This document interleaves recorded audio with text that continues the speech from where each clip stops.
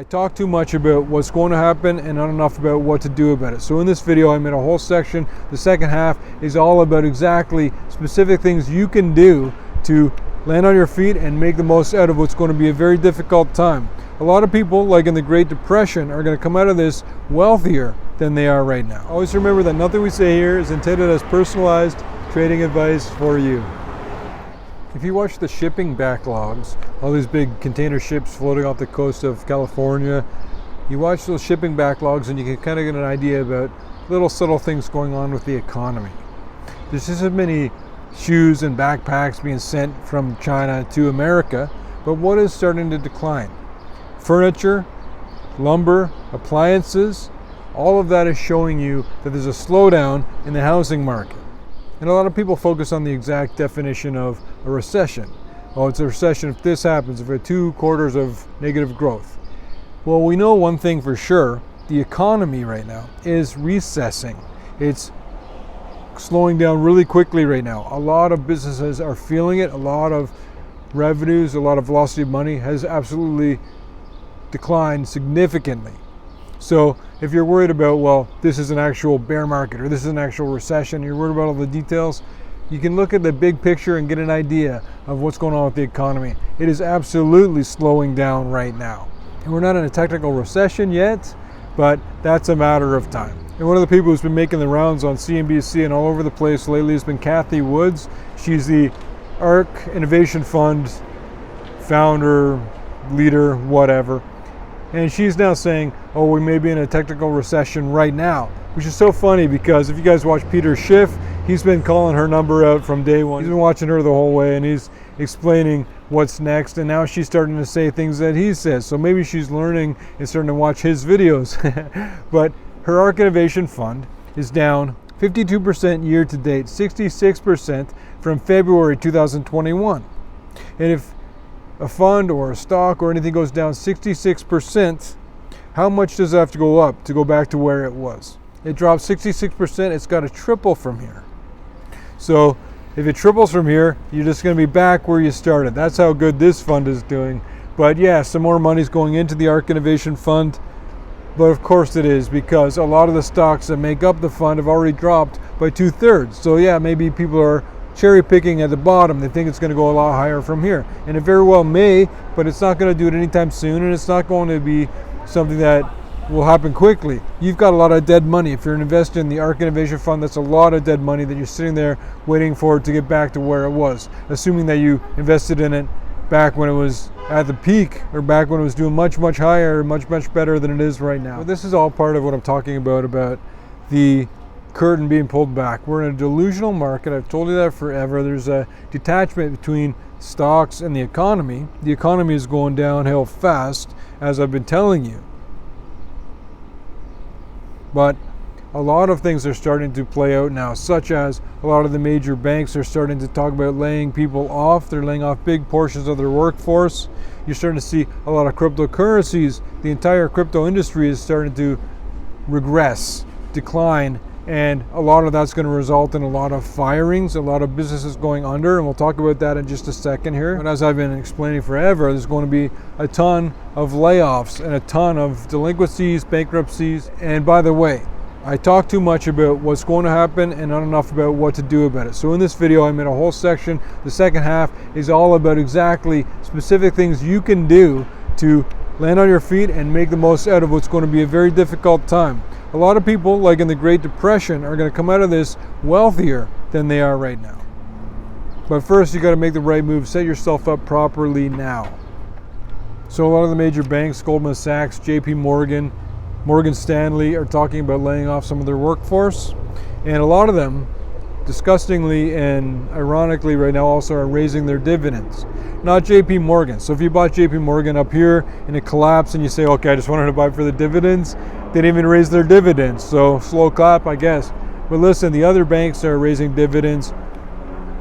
But the point is that they're all regressing. They've overreached and now they're coming back. The curtain's being pulled back further. We're getting a little bit further out of the delusional market, and a big part of that is going to be a big deleveraging and a big washout of a lot of companies going bankrupt, delinquencies, defaults. You're going to see a ton of that, as I've been telling you. And I want to say something quickly about when a company goes bankrupt. We'll take GM, for example, when it went bankrupt. And what you'll find too, a lot of on the NASDAQ stocks, when they go bankrupt, the 4-letter ticker symbol will have a Q on the end, so 5-letter ticker symbol, the Q represents bankrupt. And a lot of people say, well, GM's not going anywhere, so I'll buy shares of GM now because they're so low, because they're collapsing, because the company's going bankrupt. And they think that GM will be around and those shares will rebound. You see GM cars driving by, you still see the factories operating, but you lose 100% of what you invest in a bankrupt company's shares, because what happens is the creditors make a new batch of shares that represents all the assets of the company. So if you bought the bankruptcy shares, you're going to lose all your money. That's not a good value. People think they're getting a good bargain and going to make all this money. It doesn't work that way. You do not buy bankrupt shares. But speaking of a lot of these delinquencies and collapses of a lot of these cryptocurrencies, this one now was a hedge fund, 3 Arrows Capital, and it just entered liquidation. They can't afford to operate anymore. And this is one that people say, okay, well, now that happened, so that was bad for cryptocurrencies. But it's not over. There's a lot more to come. This is just some of the first ones. And you'll notice that Bitcoin went below 20,000 today again. And I wanted to say something on my chart here. I say Bitcoin is setting up for a big move. And what I'm talking about is it's not price calling it here. It's either going a lot higher or a lot lower. It dropped so much, then it consolidated. It traded sideways for a while. And the longer that consolidation period, the longer that time where it trades sideways between 19,000 and 22,000, the longer that takes, the stronger the breakout or breakdown is going to be. In fact, it looks like it's going to be heading lower first, but even if it broke out to the upside or to the downside, if that consolidation period was weeks, months long, that breakout will be more extreme the longer the consolidation period was. That's exactly what's happening. It's a indecision among investors. People are thinking that getting in at 20,000 is a good threshold level that a lot of people will be acting upon or considering. I don't know where cryptocurrency prices are going to go. I know where the industry is going to go, and I know what's going to be the result of that is a lot of firings. An industry that expanded so dramatically is going to unexpand. I don't know if that's a word, but you know what I mean. And as it does that, a lot of what's being built will be undone. And I want to give a shout out to Pinky Harris from Pinky's at the Court. She's legally blind. She was born legally blind, and we called her out in a previous video. And if you're ever in New Orleans, you got to go to Pinky's at the Court. Tell her Peter Leeds says hi. But Pinky sent me a big bag of coffee beans. Thank you so much, Pinky. I appreciate that. And I want to tell you guys something, and you, Pinky, specifically. You've really accomplished something really cool against all odds. And what you've accomplished, I happen to know for a fact, it was harder than even you realized it was. So it's something to be very proud of, everything you're doing there. And I haven't tried the coffee yet, but I'm looking forward to it. I'll let you know how it goes. And if my company takes a nosedive when I start drinking that coffee, I'm going to be blaming you, Pinky. We'll meet one day, I promise you. Okay, here's the best part of the whole video. I'm going to tell you guys exactly what to do, how to land on your feet, how to enrich your wealth, what to avoid, what to do. And I've got a lot of things here to talk to you about. So if you don't like one of them, don't hang up, don't hang up. Just wait a bit longer and I'll get to all the other stuff too. There's a lot of things I want to tell you. For example, you're going to want to avoid luxury items. I'm talking about the stocks that are the companies that sell Rolex watches, Lamborghinis, but also the actual items themselves. A lot of businesses have completely loaded up on inventory right now, and they're going to have inventory gluts, and they're going to be selling a lot of stuff, especially when all the mud hits the fan. And that includes things like really expensive steakhouses, really fancy restaurants, very costly services, specialty services that you don't need. They're not mandatory, like a surgery. And of course, retail. Retail's been getting their butts handed to them. I talked about Retail Apocalypse 2.0. I just got tired about talking about it. But an interesting thing, in the peterleeds.com newsletter about a week or two ago, Stephanie pulled out a company and wrote up a company that sells discount luxury items. And they're going to do really well because they're a company, for example, that helps other people save money. You don't have to buy the absolute top of the line fashion. You could buy, I don't know if it's used or if it's previously worn or it's like whatever, overstock stuff. I don't know. Talk to Stephanie. There's going to be more demand for that at a time when people don't have a lot of money. And of course, companies and businesses that help people in other companies save money or spend less money. So for example, dollar stores, the easy ones, McDonald's, Walmart, all the easy stuff. Of course, those ones will do fine during a recession. Also, some medical things such as necessary surgeries will be fine no matter what's going on with the economy.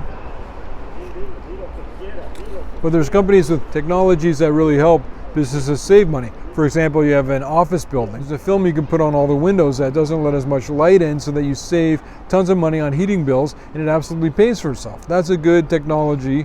One of the companies that we've talked about in the past that's actually going to be in more demand as people are looking for ways to save money and cut costs. The one way that they are going to cut costs, of course, is firings. A lot of companies have overextended and now they have to undo that. So you're going to see the unemployment rate start to creep higher. And there's plenty of apps and technologies that will help people save money, spend less money. Those are going to be in demand. They're going to be doing well in comparison to a lot of other businesses and corporations and solutions and technologies out there.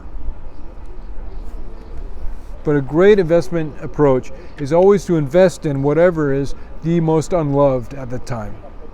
So you tell me, what do you think is the most unloved right now? I can tell you what it is, but I'll give you a minute to take your own guess. You might be right. Precious metals. Gold, silver of course too, but precious metals are completely unloved right now. I haven't seen anything so undervalued in ever.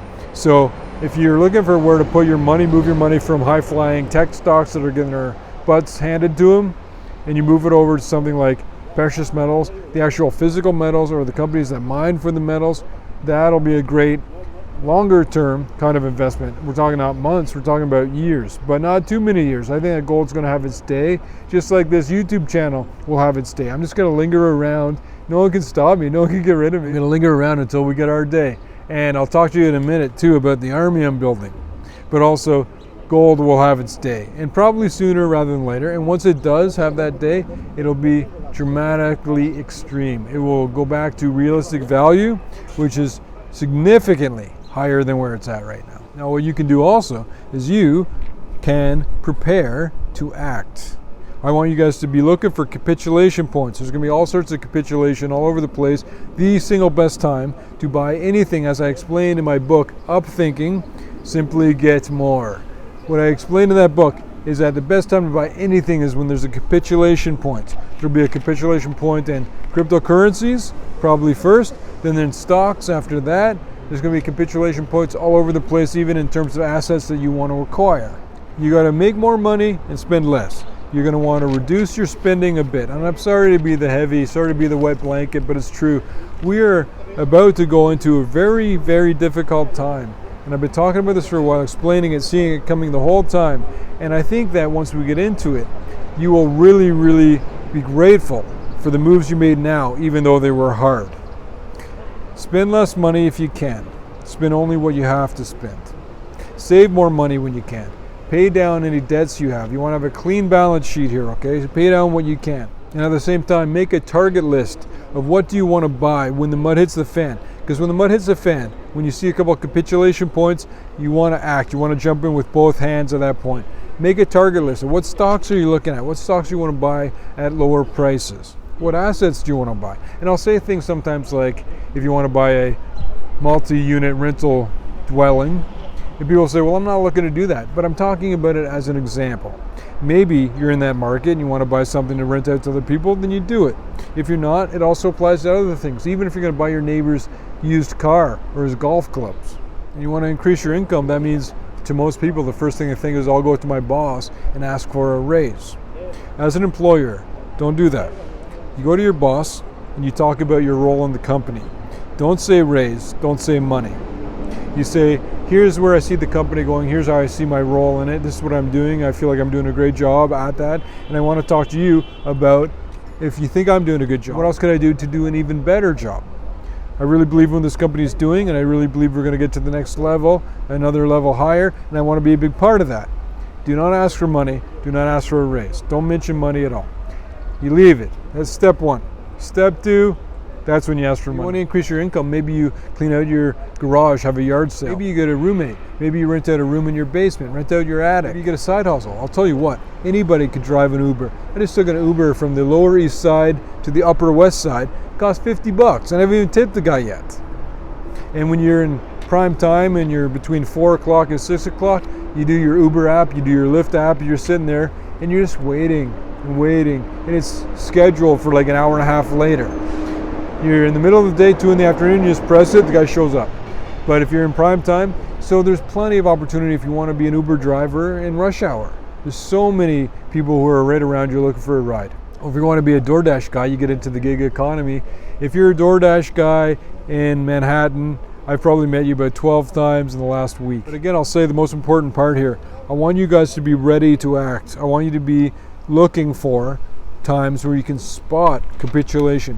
When you see what's going on with Bitcoin right now, for example, that's not capitulation yet. All I'm hearing about is when people are going to buy it at this price because they're going to get a good deal, and they still think there's a lot more money to be made. And maybe there is. I'm not talking about prices. I don't know.